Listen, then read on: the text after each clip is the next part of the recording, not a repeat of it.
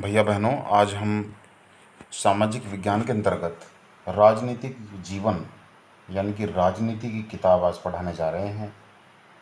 और इस किताब का पाठ नंबर 1 है समानता। समानता का क्या अर्थ है, ये आप देख रहे हैं। ऊपर कुछ लोग जो है लाइन में लगे हुए हैं।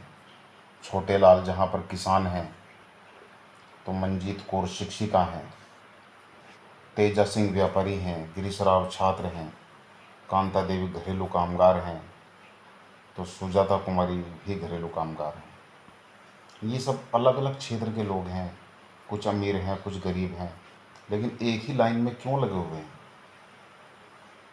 इसका कारण है समानता। भारत एक लोकतांत्रिक देश है और हमारे संविधान ने सबको यहाँ पर समानता का अधिकार दिया है। देखो, कांता और सुजाता की आपस में बात हो रही है कि कितनी अच्छी बात है कि हम लोग जो है एक लाइन में ही वोट डाल सकते हैं, और जैन साहब जो कि बहुत ही अमीर हैं वो भी हमारे साथ इस लाइन में खड़े हैं। ठीक है। और सुजाता जो है अपनी पसंद के उम्मीदवार को वोट डाल रही है। वो कह रही है कि हमारे मोहल्ले में पानी की पाइपलाइन जो बिछाएगा उसे ही मैं वोट दूंगी। ये कितनी समझदारी की बात हो। अलग अलग कैटेगरी के लोग फिर आपको दिखाई दे रहा है। देखिए, अशोक जैन उद्योगपति जिनके बारे में बात हो रही थी। अब ये कांता के गुड़िया को बुखार हो रहा है, लेकिन उसे अपना काम भी करना है। वो कह रही है कि जब मैं शाम को लौटूंगी अपना काम करके तो तुझे अस्पताल ले जाऊंगी। और मोहल्ले में परेशान है क्योंकि मोहल्ले में साफ़ सफाई नहीं है, इसलिए बच्चे बार बार बीमार पड़ते हैं। अब बात जो है ये देखिए, कोनों को अच्छे साफ करना। मताधिकार की समानता। मताधिकार का मतलब है वोट देने का अधिकार। भारत की ओर से सभी को सार्वभौमिक वयस्क मताधिकार दिया गया है। सार्वभौमिक का मतलब है सबके लिए, अमीर हो गरीब हो, 18 वर्ष से ऊपर। और वयस्क, वयस्क का मतलब है जिसकी उम्र 18 वर्ष हो गई हो। और मताधिकार का मतलब है वोट देने का अधिकार, यानी कि 18 वर्ष से ऊपर के हर एक व्यक्ति को वोट देने का अधिकार है। कुछ देशों में मैं आपको बता दूं कि महिलाओं को वोट देने का अधिकार नहीं है। कुछ एक देशों में गरीबों को वोट देने का अधिकार नहीं है। और कुछ देशों में तो वोट नाम की चीज़ ही नहीं है। वहाँ पर आज भी राजतंत्र चलता है, जैसे हमारा पड़ोसी देश भूटान। अब समाज में असमानताएं किस प्रकार से बढ़ती हैं, ये कुछ बराबर में वैवाहिक विज्ञापन दिए गए हैं जो अखबार में छपते हैं। इन पर ज़रा गौर फरमाइए कि इसमें जो जाति का जो विवरण दिया गया है। हमारे देश में सबसे बड़ी समस्या है जातिवाद, यानी कि जाति की व्यवस्था। यदि आप ग्रामीण भारत में रहते हैं, गांव में रहते हैं, तो आप अवश्य जानते होंगे कि जातिगत पहचान का अनुभव शायद बहुत ही छोटी आयु में बच्चे को हो जाता है। वो अपनी जाति को जान जाता है, क्योंकि जो उसके पिता की जाति है वो उसकी जाति हो जाती है। अब दलित शब्द आपने सुना होगा। दलित शब्द एक ऐसा शब्द है जो नीची कहे जाने वाली जाति के लोग स्वयं को संबोधित करते हैं। दलित का अर्थ होता है कुचला हुआ या टूटा हुआ, यानी कि इस शब्द का इस्तेमाल करके ये वो बताते हैं कि उनके साथ पहले भी भेदभाव होता था और आज भी हो रहा है। एक घटना आती है, ओम प्रकाश वाल्मीकि एक प्रसिद्ध दलित लेखक हैं। उन्होंने किताब लिखी थी झूठन। उसमें वो लिखते थे कि उनके प्रधानाध्यापक उनसे स्कूल और मैदान में झाड़ू लगवाते थे। और बहुत ही बड़ा लंबा चौड़ा मैदान था। ये वो किताब है ओम प्रकाश वाल्मीकि की, जिसमें जो है धूल से चेहरा उनका अट जाता था, मुंह के भीतर धूल घुस जाती थी, पढ़ाई वो कर नहीं पाते थे। और बहुत बड़े कमरों में और मैदान में सब में उन्हें जो है वहाँ पर झाड़ू लगानी पड़ती थी। एक दिन जो है उनके पिता ने ये देख लिया और शिक्षकों को डांटा और ये कहा कि मास्टर हो इसलिए जा रहा हूँ, पर इतना याद रखिएगा, मास्टर यो यहीं पढ़ेगा इसी मदरसे में, और यो ही नहीं इसके बाद और भी आवेंगे पढ़ने को। दूसरी और घटना बताता हूँ। ये कहानी है श्री और श्रीमती अंसारी की, जो एक शहर में किराए का मकान लेना चाहते हैं, लेकिन उन्हें कोई मकान देने को तैयार नहीं है। क्यों?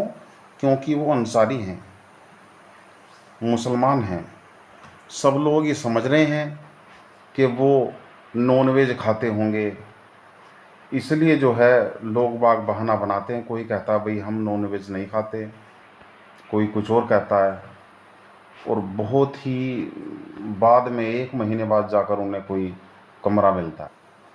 इससे हमें पता चलता है कि ओम प्रकाश वाल्मीकि और अंसारी परिवार के कारण असमानता का व्यवहार जाति और धर्मगत कारणों से हुआ। वैसी व्यवहार के कारण उनकी गरिमा को ठेस पहुंची। तो भारतीय लोकतंत्र में समानता जो है सबको दी गई है, चाहे वो स्त्री हो, पुरुष हो, किसी भी जाति का हो, धर्म का हो, वो सब समान हैं। 1975 में एक फिल्म आई थी, अमिताभ बच्चन की फिल्म थी दीवार।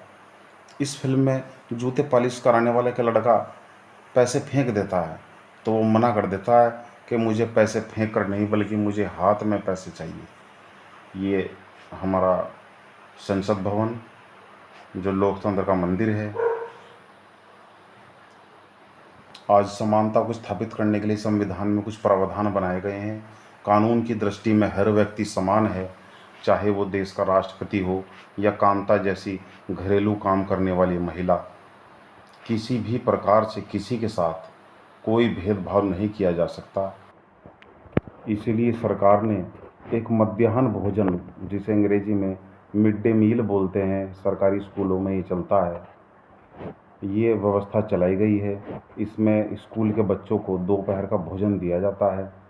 सबसे पहले यह योजना भारत के तमिलनाडु राज्य में सन 2001 में प्रारंभ की गई थी, और उसके बाद ये धीरे धीरे पूरे भारत में ये लागू हो गई है। भीमराव अंबेडकर का चित्र है। एक ऐसे व्यक्ति थे जो हमेशा लड़ते रहे और दलितों के उद्धार के लिए उन्होंने बहुत काम किए। देश के संविधान को लिखने में उनका योगदान रहा, सभी आप लोग जानते हैं। एक महिला थी रोजा पार्क्स, चित्र दिखाई दे रहा है। अफ्रीकी अमेरिकन महिला थी। 1 दिसंबर 1955 को जब काम करके लौट रही थी, तो उसने गोरे व्यक्ति को सीट देने से बस में मना कर दिया। बस इसी घटना के साथ अफ्रीकी अमेरिकनों के साथ असमानता का एक विशाल आंदोलन शुरू हो गया, जो नागरिक अधिकार आंदोलन के नाम से जाना जाता है। और इससे जो है अफ्रीकी लोगों का उद्धार हुआ, जो गोरे लोगों के द्वारा सताए गए थे। इस बात के साथ मैं अपने वीडियो का अंत कर रहा हूँ। भारत के संविधान के अनुच्छेद 15 के अंश के धर्म, मूल, वंश, जाति, लिंग या जन्म स्थान के आधार पर विभेद का प्रतिषेध है।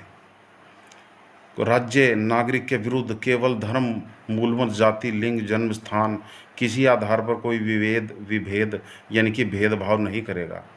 किसी भी प्रकार का दुकान, सार्वजनिक भोजनालय, होटल, सार्वजनिक मनोरंजन के स्थानों में प्रवेश सबके लिए होगा, कोई वर्जित नहीं है। तो इस प्रकार से ये समानता का पाठ मैंने आपको समझाया। धन्यवाद।